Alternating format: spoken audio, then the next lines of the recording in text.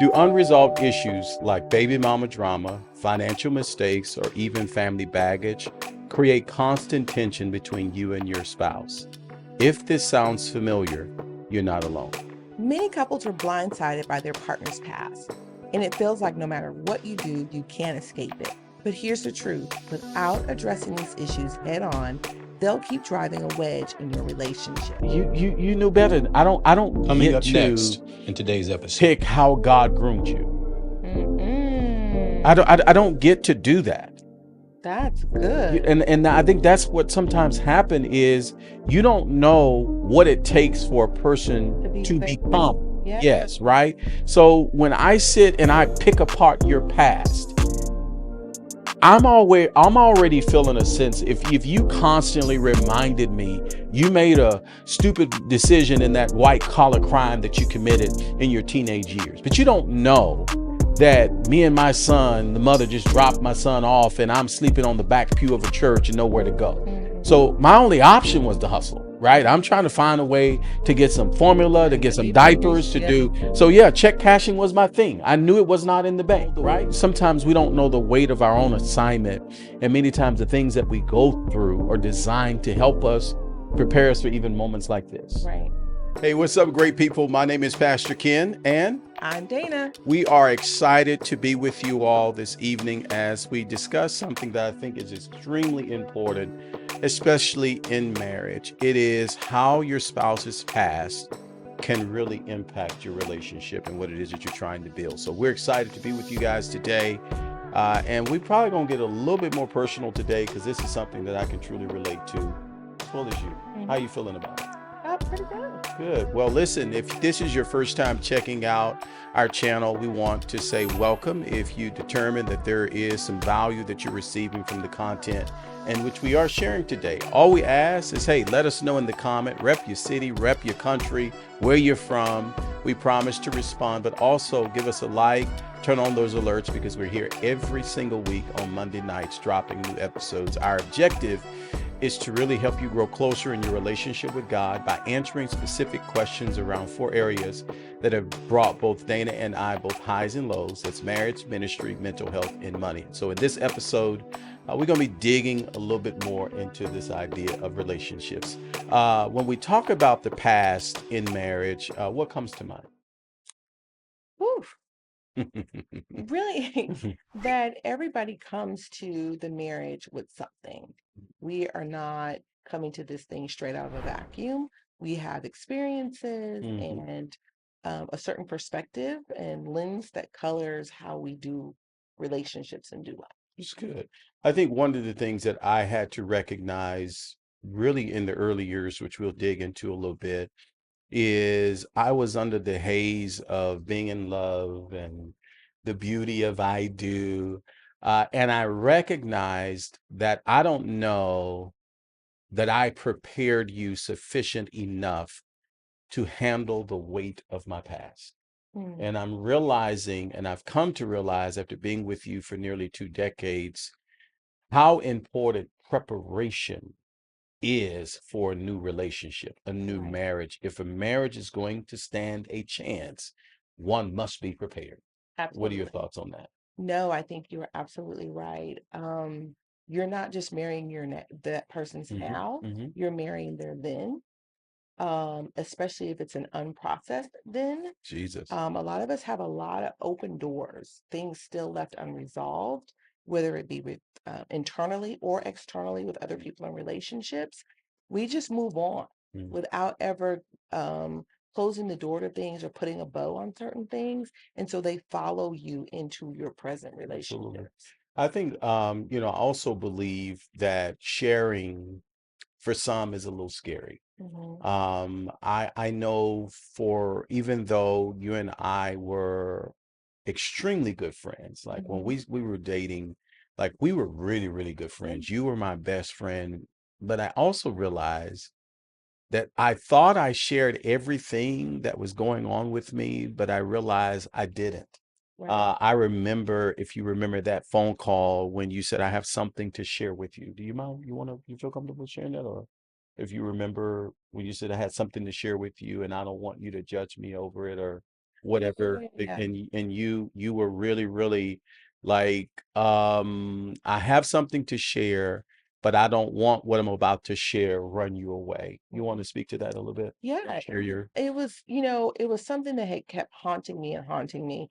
And I felt like I did not want to go in any further in our relationship without you knowing all of me. mm, And so I wanted to share this with you. And I remember it took a while for me to spit it out. And then when I finally did, you were like, is that that it? it? Mm-hmm. And I was not expecting that reaction because it was something that I had been beating myself up about. Mm, And so when your reaction was, "Is that it?" That further solidified for me that you were somebody who was legit. wow, Like wow. that you cared about me for real and that you weren't interested in doing what other people had done, which was impose your interpretation or your vision of who I was supposed to be onto me. Mm, I think a lot of times we come into relationships and we already have in our mind how we want a person to be. And so we do what we can, even without knowing it, start shaping a person into a certain thing. You were willing to just take me that's as I good. was. That's good. I want to say, post your wedding day, and maybe there's someone watching right now. You're learning something. I like to say that marriage happens in phases. Like you have, we're shooting for year 19, the year coming up. But marriage happens in phases. Those first few months of love and butterflies, and y'all just excited. You're posting now on social media. You're posting every date, and oh, oh, we're just so in love, and how cute she is, and how wonderful and amazing of a man he is. You now got marriage advice. You got all of these great things going on. And then once the dust settles, Mhm, once the air of the excitement of the marriage settles in, you enter into the first trimester of marriage weight. And it's those first few years, and it's in the first 3 years. And I really want to help this episode to really help a couple, because I've discovered that if you can make it past year 5, you good. A lot of marriages don't make it really past year 3 or 4. And many times it's the past that they didn't get a chance to allow it to really set what it was that they were trying to build in their marriage relationship. And so I remember the first few years, like we came into this marriage. If you look up drama, mhm. in the dictionary today, you might find my face and you might find hers right beside it. Like, because Mhm. we had drama, we Right. were young, we got married at 24, we had accomplished a lot, but even in accomplishing a lot so fast, it also caused us to make a lot of mistakes in the past that we had to consider. I don't think we appropriately budget for the weight of our partner's past. How important is it for someone, let's say they're in the dating phase right now, right? Let's say we're talking to a couple. What would you say to the you that was dating Ken before you said I do? What would you say to you then? I think exactly what you just shared. I was aware of a lot. I was not, I didn't know how much it would weigh on the relationship. So there's one thing to just know somebody's past, Hmm. but you do have to calculate and factor how that past weighs on the current relationship. So, for example, I was aware of your childhood and how you grew up Hmm. and some of the trauma and things that you endured as a child. And although my heart went out to Hmm. you and I could understand how that could Yeah. skew some things, I did not understand how that would cause you to relate to me as a mother Hmm. when when I had Gabriella Yeah. Yeah. and how you would handle Mother's Day and how Yeah. you would handle. Oh, geez. So I didn't realize that your disconnect there, because due to your childhood, would impact me. Hmm. And That's so good. I was very angry those first You were. years, and Mother's Day would roll around and you wouldn't celebrate me. And I'm thinking, I'm a fantastic mother. What is wrong with And you? you are, by the way, an Thank amazing you. mother. Yes. I'm saying that now a little facetiously. I have not always felt like a fantastic mother at all. But just you were checked out on that day. And I did not anticipate, I didn't calculate the weight of your childhood impacting our marriage in that way. That's good. So I think a lot of couples are like, oh, yeah, I know he used to do X, Mhm. Y, and Z, or Mhm. I know she used to do X, Y, and Z. That's great that you know, Mhm. but have you calculated how that weighs on your current marriage? Okay, she used to be for them streets. Got it. You know that. You're fine with that. But how are you going to feel when you run into somebody she used to be with at a Mhm. company party? That's good. That's good.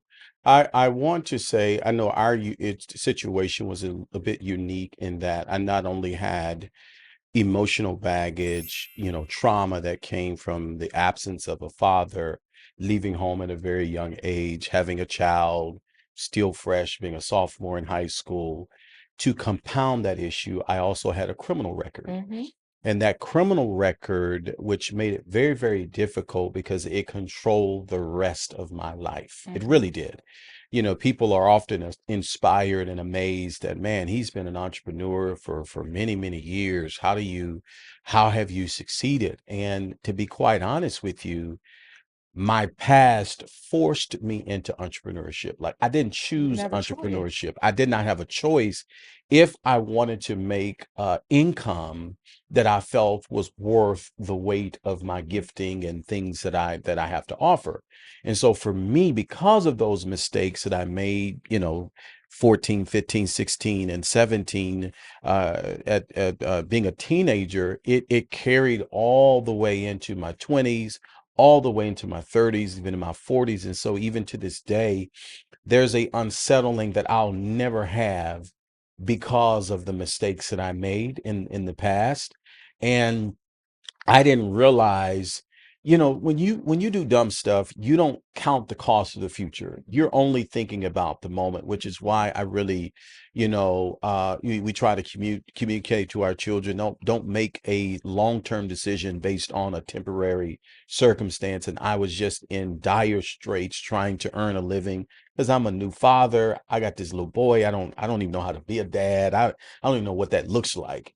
I don't even know how Mm-hmm. to hold a baby, let alone change a baby. And trying to Mm-hmm. raise this child by myself, it just was very, very difficult to do. But our marriage paid for that. Like you were married to a guy who was an entrepreneur. Let's talk about those early days, being married to an entrepreneur, because people they particularly I want to say women loathe the idea of being married to a guy who's in business, but they don't know what that really comes with. Like they see the success, but they don't know that there have been more failures than there have been successes. And so that past impacted a lot of our financial stability in the early years of our marriage. And that was very, very unsettling. And to be honest, I am shocked that you made it. That we made Yeah, it. that you made it and that we made it. So let's because I genuinely want this Mm-hmm. episode to be as candid and honest. I'm not trying to give we people know who we are. Let's pull the layer back and really, really share with people the weight of the past and its impact, what it really does to a marriage. Because if you go in with cute past, oh, he did this, but no, there's a lot more at play here that really kind of pulls the strings of a marriage and impacts its future. So, what are Yeah, your absolutely. I remember the preacher who married us before we went in the conference room to be married, because we didn't have this real like cutesy wedding and all that kind of stuff. And that's a whole nother thing that tied into entrepreneurship, right? But hmm he said, you guys don't have any money right now because we had planned this big wedding hmm and you had a deal hmm fall through and we couldn't pay for the rest of the wedding, right? And he says, "You guys don't have any money right now. You sure you want to still go ahead and get married?" And he's like, "Yeah." And he says, "Now you know what you're signing up for." He asked me that. hmm He says, "You know what you're signing up for. This person works for himself." And I said, "To this date, he has not shown me that he could not provide." Wow. And he says, "Okay." But so in that moment, I knew I was marrying somebody who was an entrepreneur. I did not realize I was marrying someone who saw this as their only option. Mm. That's good. I And never, so I oh, remember wow, I when we never first, said communicated it that Mhm. way. That's a very good way of communicating. Because you're right. I didn't feel like I had any other option. Right, I mean, yeah, I didn't because of earning potential. right. You Because know. in the back of my mind, I'm like, okay, if this don't work, you just go get a job. You Mm-hmm. just go get a job. That's what people do when something don't. You just go get a job, right? Mm-hmm. Like this is great, and I believe he can be successful in it. But if he ever is not, you just go get a job. Mm-hmm. And I remember the first time I said those things to you, Yeah. in this level of Offense. this offense, you were like offended. And I was like, wait a minute, I work a job. A whole Mm, lot of people work a job. There's nothing wrong with working a job. What is this guy's issue? And I did not realize that you had some trepidation about that. Who's going to hire me mhm. with my record? Two, I've already been down this road. I've already been told no before. So I'm many not times. doing that again. So many times. That's the part that I want to highlight is when you get told no so much, you get used to it. And so there is trepidation and it was triggering. Mm-hmm. It was triggering. I can interview well. Like Mm-hmm. if you sit with me, like you've always been able to out earn me from a traditional Mm-hmm. method, hands down. You're educated, you're degreed, you're smart, you have the work history, you have the work ethics, you know the play, and you're a great interviewer. I am as well. I could always get I remember trying your approach. Mm-hmm. If you remember, I I remember. remember trying your approach. Okay, let me show her that I'm going to go and get the job. I go apply for a dream job. I'll never forget it, to work in the finance office at a Mhm. dealership. And if you're familiar with the car business, you know to get in the finance office, you just don't walk in the off the street to do that. You have to have formal training, you have to have certifications, you have to have things in place to be able to do it. And this is a position that was paying well over six figures and had the potential to do more. I went through 15 interviews to actually get hired, to discover that the guy didn't do the appropriate research and run Background. my background. So on my first day, I was hired and fired on the same day. Mhm. Talk about a feeling of rejection all over again. And I was saying, and I said, and I remember I cried all the way home, and Mhm. I dreaded making the call. Is I tried it your way. Yeah. And I knew we were in a tough spot. Yeah. Real estate had just crashed. We were homeless. We were from pillar to post trying to make it work. I'm trying your approach because I know for you, that's what you know that works. And I've been saying all this time, I already know I know what the outcome is going to be. I can get the job. I'm skilled. I've got the experience, but they're not going to hire me for what I think I'm worth. And the rejection from that, how do you speak to someone who has and there are other layers to this that we'll unpack in this episode, but I want to deal with that financial challenge that you may be married to someone where they may be gung-ho into entrepreneurship, and and they're not they got blinders on, they don't want to look any other way. What would you say I in would that regard? I would say, I had to face the hard truth that this was just your reality. Okay. I also had to realize you and I are built a little bit different because I sat in with a degree and worked for less than what I knew I was worth Mm, for many years because there was food that needed to be put on the table.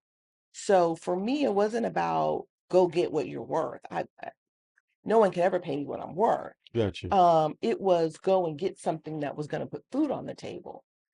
You had made so much money up until that point on your own, you weren't willing to go and work for $9 an hour for somebody. Okay. That's And good. so that's where you and I were a little bit Disconnect. different. And we kind of bumped heads on that because I'm like, go work two $9 an hour jobs. Now you're making 18 an hour. Let's keep pushing. Like, yeah, I know you're used to making $30,000 a month. That's not this season, bruh. Stop whining. Go do what you need to do. And so but I had to understand I've never been in your reality.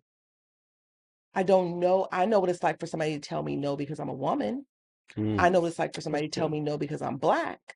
Mm, I don't know what it's like for somebody to tell me no over a mistake I made 10 years ago. mhm.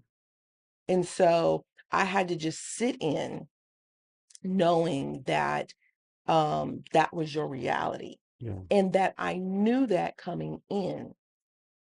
I knew you had a record when I married you. So I could not now turn around and use that against you. So for the person who's married to the entrepreneur, which was your original question, I feel as if there's a difference between a person who just wants to run a business and a person who's called to be an entrepreneur. If you're married to somebody who's called to be an entrepreneur, I don't care how much money they make on a 9 to 5. Owning their own business and doing their own thing is always going to call to them.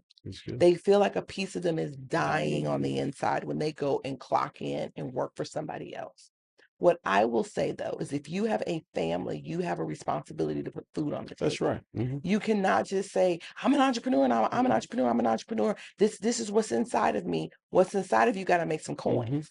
So you have to do what you have to do to put food on the table until your entrepreneurship can Catch up. mature and catch up to That's where it can feed your family. Does a person's past, let's say someone is dating Mm-hmm. and they discover that the person they're dating has a past.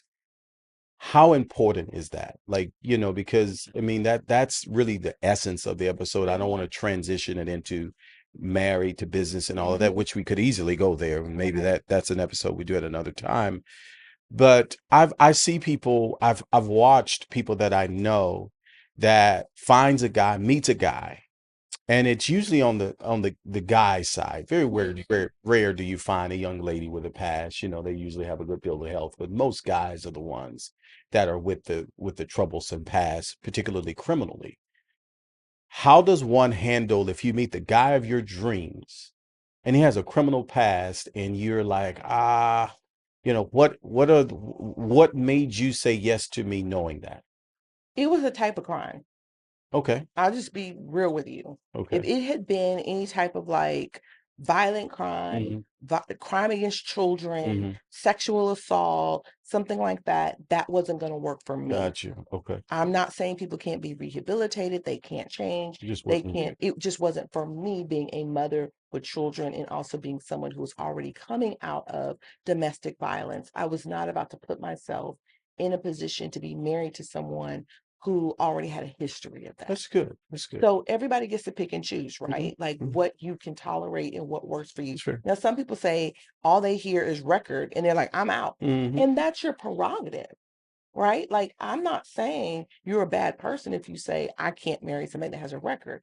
There's a young lady that we know, she worked for the FBI. She could not marry somebody. She was single. We ended up marrying We them. did.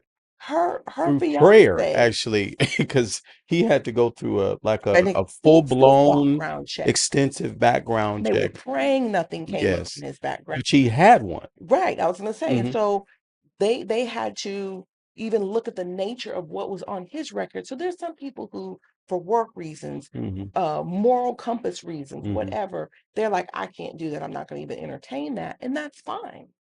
Sure. I was just talking with someone who was talking about, dating someone with a certain type of sexual past. And I said, Because listen, that's another element of the past. right. So we've touched criminal. Now we're talking about sexual. Right. And I said, first of all, thank goodness you know up front. Because some people like to hide their body count. They like to hide their proclivities and their attractions. And you're married 2 kids in and you find out that he likes men. Or you're married 2 kids in and you find out he's got 8 other kids somewhere else. So thank goodness, on the front end while you're dating, y'all are having the conversation. I said, but just know if you continue to move forward with this person, that's going to come up again. Okay, so how do you handle the backlash from the people that may become aware of the past of that person? If you're saying that my sexual past, my history, that was with someone that was, as the Bible calls, unnatural, then how do I marry someone that that has had that past? Everybody knows what they have the capacity to accept. Okay. For some people, that's an automatic deal breaker. Are they wrong for that? I can't tell you what you're wrong for accepting and not accepting. Yeah. Your marriage choice is an individual choice. Yeah. Some men, if I had been in these streets and I came to you and I was honest and said, I got a 50 man body count, you get to say, I don't want to be with a woman that's been with 50 other guys before. It's true. Which is why people lie about how many people Have they've you been been a with. stripper before? You've seen me dance. Enough said. Enough said. That's not, no, that was not your skill. Yes, you're right. Oh my gosh. So again, even something like that, right? There's men that marry strippers all the time, and there's men that are like, yeah, no, I could never do that because I would never Mm, be able to be with someone who other people have seen naked. Like everybody has some sort of past. okay. Okay. And so you have to be able to talk about those things and say, I can accept that. Yeah, yeah. I knew you had 2 kids coming into the Yeah. marriage. I had 2 Two kids kids. coming Yeah. into the marriage. Those kids didn't just drop out of thin air. I had parents. They had parents. And so I knew that I would have to deal with your kids' other mothers. You knew you would have to deal with my child's other father. Hmm. So How does, yeah, I guess leads to another dynamic of the past is if I'm marrying someone that has a child, and that child comes with a parent, how does the baggage of the baby mama or baby daddy drama? Because listen, when we first got married, when I say the other the parents other went parents ballistic. went ballistic, and what caused problems for us wasn't us, it was them, Mhm. all the way down to disrespectful things being said. We've had Damage. property damage. We've Never had court the CPS called come on us. called on Yeah. us. We've had, we've had to get attorneys involved. We've had, Mhm. and this was the early years of I do. Yep.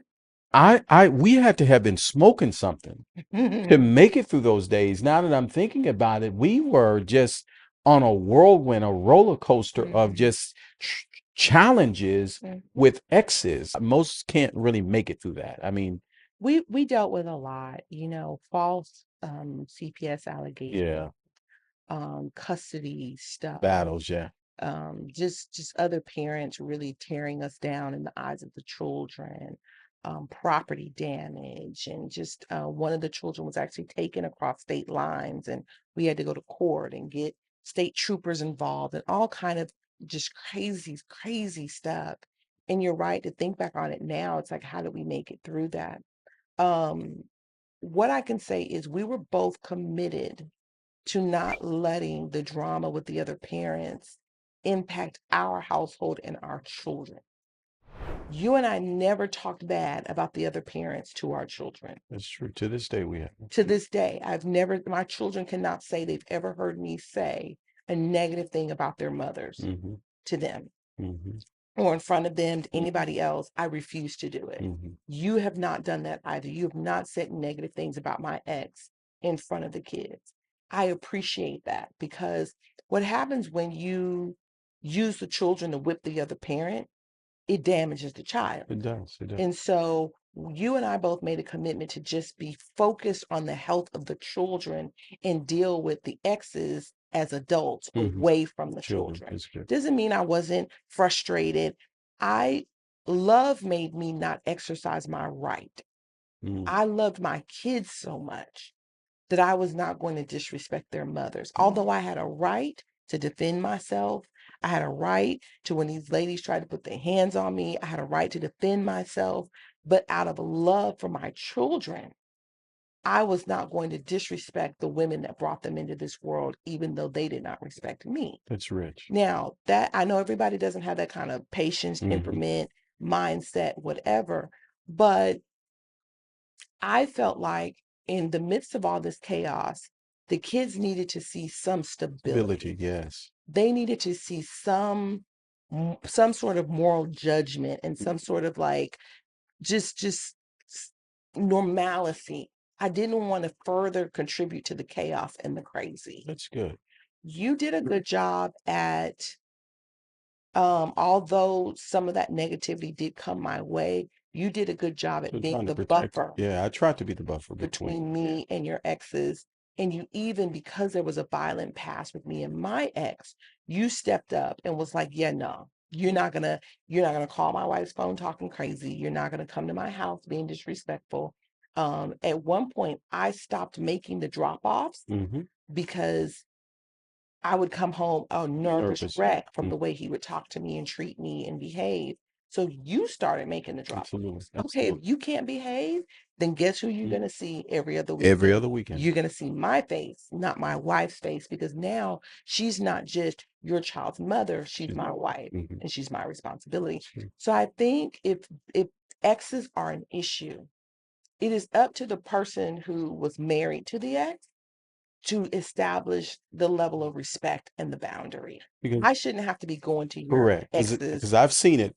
Yeah. I've seen it shared where the spouse is allowing the other Mhm. person to be brutally Mhm. disrespectful, blatantly, and openly disrespectful in a way that even that spouse is not towards the person Person. that they're married Yeah. to. And for me, I just refuse to tolerate any disrespect from any on any level. Now I can't control what a person says, but what I can control is their access to you, which Mhm. means if I know it creates havoc, then yeah, you're not going to be a part of the pickup or drop off process. Mhm. I got it. I can stomach a little bit more. But I know in hearing that it's hard for it to not get in your ears, that gets in Mhm. your heart. And then what happens is it starts creating a divide in your marriage because you Right. you say things like, I didn't sign up for this. Right. Actually, you did. Mhm. Actually did. Our rule of thumb is you got to celebrate your pick. Yeah. Like if you don't do investigative work, if all you're interested in is being sexually compatible, because here's the thing, you're more sexually compatible with more people than you realize. However, preparation is what determines whether or not this is someone that's attached to your future. Mm. I think we spend too much time talking about sexual compatibility than we actually do being prepared, making sure that we're marriage ready. You may, if you know that this ex is someone who loathes frustrating, because I feel like my exes, they knew my triggers. Like, Oh my oh my God. God, when I say they pulled on those triggers, All they had to say was you're a bad dad. yes, You had a bad day for the rest of the day. yes, And I'm like, of course they're going to keep using the bad dad absolutely. card because it works. Mm, I live with you every single day. I know you're not a bad dad, mhm, but they know that that line works. mhm, And so they're going to keep doing it. My ex knew that I was afraid of him. mhm. So he would continue to do things to try to keep me afraid of him. And so the enemy is always going to use whatever strategy works. Mm. And it's up to us to get hip to what strategy he's using and no longer allow it to That's work. good. That's good. Let's kind of move into if you can relate to this conversation, let us know in the comments. When it comes to the past, how has it shaped your marriage right Mhm. now?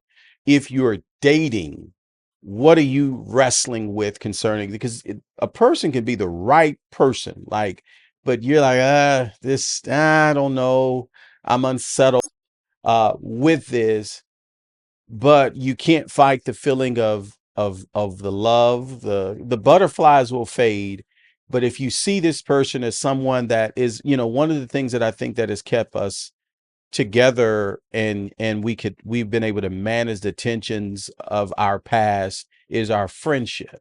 Mhm. That's the gift Yeah. that we gave our marriage, Yeah. was the gift of friendship. I It's agree. possible to be married and not be Right. friends with your spouse. And Mhm. when there's a lack of friendship, what ends up happening is when I can't understand you as my spouse, I relate to you as my friend, which Mhm. then that protects me from establishing anything in my heart that starts to resent, that starts to be bitter, that starts to be angry and frustrating. Like, you knew better. I don't get to pick how God groomed you. I Mm-mm. don't I don't get to do that. That's good And I think that's what sometimes happen is you don't know what it takes for a person to be to saved. become. Yeah. Yes, right. So when I sit and I pick apart your past, I'm already feeling a sense if you constantly reminded me you made a stupid decision in that white collar crime that you committed in your teenage years, but you don't know that me and my son, the mother just dropped my son off and I'm sleeping on the back pew of a church and nowhere to go. Mhm. So my only option was to hustle, right? Yeah. I'm trying to find a way to get some formula, to And get some keep moving. diapers, to Yeah. do. So yeah, check cashing was my thing. I knew it was not in the bank, right? So when someone, I mean, it is what it is. So to get a chance to just pick apart my past and allow it, it just you don't know sometimes we don't know the weight of our own assignment, and many times the things that we go through are designed to help us prepare us for even moments like this. Right. You know, at 17, I would have never thought at 45, talking to people across the world, talking about my past Right. that for many years, Right. I never said anything about. Yeah. For many years, my name was Ken. It wasn't Kendrick Mm-hmm. because Kendrick reminded me of the 14-year-old, the 15-year-old that made a stupid mistake. So I rebranded myself as Ken because Ken was the new me after Christ. Gotcha. I just now started in my second book. Right. If you Kendrick. Kendrick is Mhm. at the bottom of it where it talks about the author. So Kendrick I'm got a little more swag on it. I kind of like that. Yeah, so Kendrick, anyway, here. like he grown with a beard and a bald head. Now you got me blushing. Okay. All right. So let's I guess let's lead into providing some advice on, you know, we're not just here to throw ideas at you, you know, any subject matter that we have. We really try to cater these episodes to not just address the issue, but to also give you some wisdom on your way out and how to handle it. And so let's lead into some talking points of what we can do to provide the listener right now. And if this is your current circumstance and Right. you're in a relationship or you considering, like, Yeah. I want to make sure that people who stream this channel know that we also want to help those of you who are in the pre-marriage stage. Right. Like if we can save you in the pre-marriage stage, we can save you from the Yeah. agony Yeah. of I didn't know. You hear that so much. I Mhm. don't know. I didn't know. Nobody told me. So that's why we have tough talk conversations, because you know we realize that you know, marriage is not for the weak at heart. Yeah. So let's lead with the first point. Embrace their past as part of their story. Mm, Their past is not a threat to your now, but it is intel that you can use to help you understand your spouse's come from and how to relate to them. it's good. So, because of all the things that you shared with me about your childhood, your teenage years, being a single dad, all of that, I know how to relate to you. It's good. I know where your soft spots are, your tender spots are. And it helps me do life with you better. It helps me understand your perspective better. Mm, I've not been in your shoes, but I can understand your perspective and why maybe you react to certain things a certain way because I know your past. Now, I appreciate that you told me so much of who you are up front because it helped me understand whether or not I wanted to do life with you. it's good. And that's my choice as Yeah. a single person. That's the beauty you have of being single. No one forces you to date someone who has kids if you don't want to date someone who has Hmm. kids. No one forces you to enter into a relationship with someone with a certain past that you don't agree with. You get to make that choice. That's good. I think, you know, one of the things that I believe that we've done well, and you've done well, and I don't know that I've ever said this to you, but you've walked my past out with me very well. Like you have made my story our story. That Mhm. is so important. Like even when you talk about your mental health challenges, it's our mental health challenges. It is This is something we are going through together. I never isolated you and forced you to have to fight something by yourself. Mhm. That's, I think, also a mistake when you're dealing with the past of your partner, is making them fight and get through the weeds of it themselves. You were you were a source of comfort after leaving the third floor of 600 Mm. Commerce Street in Dallas, Texas. Which is, by the way, where the courthouse Child is, or support Dallas court is. So because you knew there, because it was compounding. Mm-hmm. I deal with today claustrophobia because me spending so much time in a box, right? So anytime I would go to court, because it was something that it was always a triggering thing for me. I wasn't just there fighting for custody or visitation or making sure that I'm paying a fair amount, but I'm also fighting the trigger of I spent many of my teenage years in this setting, and it's triggering for me. So it set me up in a way where it just was not good. And you were always there for me. You've even shown up and you sat on the back row of the courtroom while the mother would say some crazy off the wall things. And he brought his hoe to court. I'm like, so if we offer any advice for anybody, if you're in this circumstance, and no relationship is without a past. And I think for me to not blink at what you shared with me, which was so private of you, which was a private thing of you, it was because I knew the weight and the magnitude of what I had to be forgiven for. mm-hmm. Who am I to judge you when I needed that same grace Right. and I needed that same mercy? That's, I think, is so important in marriage. Is we need to really just ask ourselves, if this is my spouse, what comes with them is that, and this is a part of not just their story, but also our story. And that takes us kind of into the second point, which is to work through it together. Hmm. Avoid blame and judgment and picking their past apart. And that only makes things hard. Hmm. That makes it hard. Because here's the thing, most of us, when we've made a mistake or we've done things in our past that we've left behind, we're doing our best to move forward. Hmm. When your spouse keeps nitpicking and Hmm. blaming and making you feel bad and judging you for your come from, it's very difficult to move forward when you've constantly got me looking Yeah, for backward. sure, for sure. Never, what I've tried my best to avoid doing is taking scenes from your previous marriage where there was a lack of trust and there was a lot of abuse, using terminology from that Mm-hmm. as material to win an argument. Mm-hmm. You know what I'm saying? Like I refuse to do that. I committed to never stoop that low, Yeah.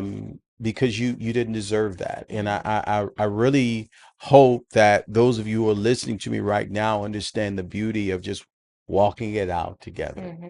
getting through it together. And if you're a young couple and you're listening to me right now, I need you to know it's going to be okay. If you're a couple and you're getting married, and maybe you're now in your 50s and you just met a gentleman that now you're getting, linked up with, he or she has 50 years of history, Mm-hmm. and you have to accept that. Like that comes with the territory. I think we don't get to be naive in marriage, naive in relationship. And so what you don't want to do is to allow those circumstances to create distance. And one of the ways to create distance in a marriage is remind me of who I used to be. That brings us to the last point, which is resist the urge to dig. Mm. Now, I will say this though, and I'll let you kind of dig into this one. Dig. I'll let you dig into this one, but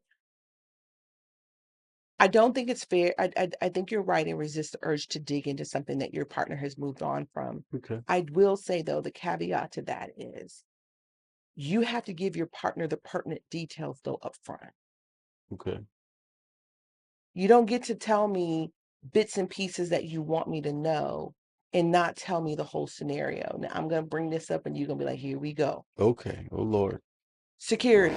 Oh Jesus. Oh my God. You own it. So let me set Um, the stage as to who security is. I feel When like I feel like these episodes, maybe Christina, who is behind scenes, I feel like I'm out in the middle of the street. I'm the street with You're you. not all the way in the street though. I be out in the street. So you don't want to talk about You can talk. security. You done already said now they want to know who's security. We can edit that out. No. This has been at Live TV. We are here to share both highs and lows in life. No, you love highs and lows. Highs and lows. So this was a low. Come on. Long story very short. This lovely man right here tried to date both me and another young lady who worked in the same building. We were just friends. Talk about hubris. Talk about arrogance. We was just friends. Who was just friends? The person you're referring to. I don't sleep with my friends. With benefits. Oh, okay. You forgot the benefits part. I was not aware of her. She was aware of me because she worked security for the entire building. So she could see us on the elevator when he'd take me to lunch. She was an investigator. And so he's dating this person who has security clearances and all kind of stuff. She knows about me. I don't know about her. So every morning when I come in, I'm like, hey girl, how you doing? And she'd be like, And I'm like, okay, sis got an attitude early in the morning, but whatever. What I don't know is that she's watching the guy who only dates her in the dark date me during the day. Oh my goodness. And so long story short, we're in the lunchroom having lunch. Someone comes from the back with a newspaper balled up and tries to knock his head off with a Sunday newspaper. Hit him so hard in the back of his head, his teeth clicked. I was like, oh my God. My teeth did not click. Did click. Your head said click. My teeth did not click. You're being exaggerated. No. It did not click. It did not. Something go. So anyway, I knew in that moment, no Black woman is going to risk her job and jail unless this man is sleeping with her. So I knew in that moment, although I did not know they were even dating, I knew that something was going on. And I said, let me step out of this. Let me let you handle your business because something is apparently going on. Well, long story short, that was indeed what it was. He was dating me and her. Now, let's fast forward to how this matters with the marriage. I asked this man. Come on, get to the point on this. I asked him. You belaboring this one. Tell me the deal with security. What's the deal? She just somebody out. I did share with you pertinent details that I thought were pertinent. But I asked, were you guys sleeping together? Well, you knew that. No, when I asked, you said, no, I ain't never slept with her. I ain't never slept with her. She just, she want to be where you at. The problem is, I told her I really got feelings for you. Her and we just friends. She want to be where you at. That's what this about. So I said, oh, okay. Time goes on. You and I get married. This lady is still reaching out to you. Again, you're not going to risk job, jail, and still reaching out to a man who's now married if there was not some sort of soul tie, some sort of more than just he took you to McDonald's a couple of times. Oh, Jesus. So I asked you, come on now, give me the real. I did give you all the pertinent details. It was just a couple. It was just maybe one. And this wasn't in the notes of the episode. I know. This is talking about my God. Not digging. I had to do too much digging because you wouldn't just tell me up front. Yes, we were dating. Coughing. Yeah, now I'm sweating. I'm in a cold sweat here. Take it, Jabro. Oh my God, Jesus. If you had just told me, yes, I was romantically, sexually involved with this young lady, it was over an extended period of time. I was dating her while I was trying to date you. If you had just laid that out, I didn't care that you were sleeping with her. I cared that for some reason you felt the need to keep hiding bits and pieces of this from me. That's true. That's what made me uneasy. It's like, we're best friends. You're right. What is it about her that I didn't know if you were protecting her. I didn't know if there was something going on that you felt like you just couldn't tell me. Then soon after we got married, she had a baby. So then I was like, is this your baby? Like, I just was like, this is weird that you won't tell me the full story about you and this security girl.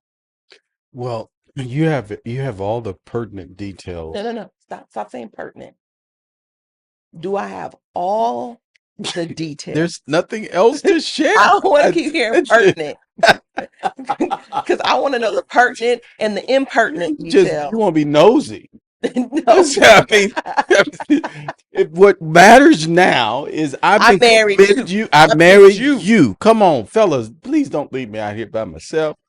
Put something in the comments. You with me? I married you. I've been committed to you 18 years. Never stepped out on you. Never entertained anybody else. I've been with you. That's all that matters. The final point was don't dig. Don't dig. Yes. Can I add to that? Tell the truth Oh, up front Jesus. so we don't have to dig. But no, you're right. I'm just being silly. Mm. But you're right. Digging into something that your partner has moved on from can cause this sense of distrust, and that you aren't interested in building with who they are now. That's good. So what happens? Let's say that a breach of trust has occurred. We train our children this, and we got a teenage daughter who is, you know, who's a junior. I just Hmm. covered that this week. It takes a lifetime because in my mind, You just don't want this I don't baby want to this grow baby up. to leave or grow up. But we teach our children that it takes a lifetime to build trust and only a second to destroy it. That occurs, understanding, is also operates within marriage. What happens when the breach of trust has taken place? Let's say an extramarital affair has taken place. Let's say something dishonest Well, that's not. has. I know Oh, that's the oh, point that okay. I'm I'm sorry. making. How do you handle if you make a decision to forgive and move forward and build together? How does the one that has experienced that lack, that distrust, how do they move forward with while resisting the urge to dig? Because here's the thing, what does digging solve? That's what I want. What does it solve? I mean, you go looking, you're gonna find something. Well, So if you what if is you've broken the trust, then if you lay everything on the surface, there's no need to dig. okay? If you don't, you know what I'm saying? I feel like if you are the one who breached the trust, it's up to you now to lay everything out on the table so your partner does not have the need to dig. You've proven to me that you're willing to bury things. Hmm. So that's why I feel the need to go dig. If you start creating a pattern of it's all on the table, mama, it's all right here. In a pattern of consistent honesty, then I don't feel the need to dig. I only go digging when I feel like you've buried something that could grow up to But what fight if it. I have shared everything and you still go digging? But if you've breached trust, you have to build a pattern. Does that make sense? I'm trying to understand. If you've lied to me, Okay. right? Hmm. How do I know you're not continuing to lie to me? Okay. So there's going to be a moment where I'm going to trust but verify. I'm going to trust but verify. I'm going to Okay. trust but verify until I Is feel that fair like, to me though? hmm? To trust but verify. Is that fair to me? When couples are trying to repair after infidelity, that's why a lot of couples don't make it because the person who breached the trust usually is not willing to sit in the uncomfortability. And they say things like that. Is that fair to me that you got to verify? Was it fair to me that you breached my trust? Right. And I've got to do a And we've certain. made a decision that we're going to move forward, but you still playing pet detective. So what how do I So so let's flip it. okay. If you let's flip it and you're in my shoes, Okay. okay? I breached your trust for the last 2 months. I said I was going to go get facials and I was really meeting up with Jane. Did his dude name come up again? And if you haven't seen the previous episodes, you have to go. James James makes names come a up again. cameo in that episode. And I'm really sneaking off to meet Jane. Okay. You find out, we go to counseling, we say we're gonna make it work. Now I'm back on this same, all of a sudden I'm going to go get facials again. Are you gonna trust that I'm just going to get a facial? Or are you gonna check my location? Did you give me your location? Yeah, Okay, you if have you my gave me your location, so I you trust, but you're gonna verify. that ain't you gave me your location. But you're verifying that I am where I say I am. Okay. I can't get How mad long at do I, that. right? How long does that happen though? That varies from couple to couple. Okay. You and I have had instances where a trust was breached or something was a violation, and we kind of got over it fairly quickly. That's us. Mm, That's not every couple, though. okay. So I can't sit and tell you a month. You only get to verify for a month. What if you were cheating on me for 2 years? That's I true. only get to verify for a month that you are where you say you are? Okay. And I don't get to be offended because you need reassurance. Right. So if the goal is to reconcile Mm-hmm. after distrust, or if the goal is to reconcile after knowing that a past mistake has taken place, there then also needs to be a conversation of what it takes Mm-hmm. for the trust account to be reestablished. Exactly. And we don't get to choose how long it takes to build that account. And usually once someone has breached someone's trust, that account builds up slower than it did the first time. Mm, that's good. Now, the person who's watching the account to see Mhm. if the person's making deposits and building it back up, I think it's unfair to stay wounded forever. Okay. You need to be working on your own healing and really making an effort to allow that person to win your trust, because we've seen scenarios where that person is doing everything Everything. they can, Yeah. and you just won't be healed. Mm, You just won't be convinced. mm, mm. And if that's the case, then y'all probably shouldn't have made a decision to stay together, because this person is fighting a battle they can never win, because your heart has already been damaged beyond repair. That's good. That's good. Well, I think we've offered some insight today, to help the people chew on. If you got any value from this conversation, if you are currently working through some trust issues, the past, let us know in the comments. We really, really are praying for you. I hope this episode has connected to the audience today, and that you feel like, man, this at least has provided me some language on what I could use to help move forward. I do want you to know that as long as both parties are committed to working on the marriage and staying committed to each other, you can get through anything. I Mm-hmm. promise you. And we are living proof Mm-hmm. that you can get through anything Anything. as long as you two are making a commitment to start each day brand new. Mm-hmm. That's so important. Start each day brand new, and you'll be amazed at what faith in your partner's future will bring into into the season you're in right now. All right. So listen, if you got any value from today's content, please give us a like, give us a share. Let us know in the comments how we can pray for you. We're here every single week dropping new episodes that we believe can minister to you and your current context. What we want to do now is we just want to pray for you. Can you hold tight for just a second? Let us pray for you. Come on, sweetheart. Lord, we thank you that we have an opportunity to share what it is that you've brought us through in the hopes that it would help somebody else. My prayer, Lord, is that forgiveness, Yes, understanding, your word declares that in all that getting, get an understanding. Please help couples that are listening to this get an understanding of each other's context and come from. Allow there to be a measure of grace and a measure of forgiveness and understanding to permeate that relationship.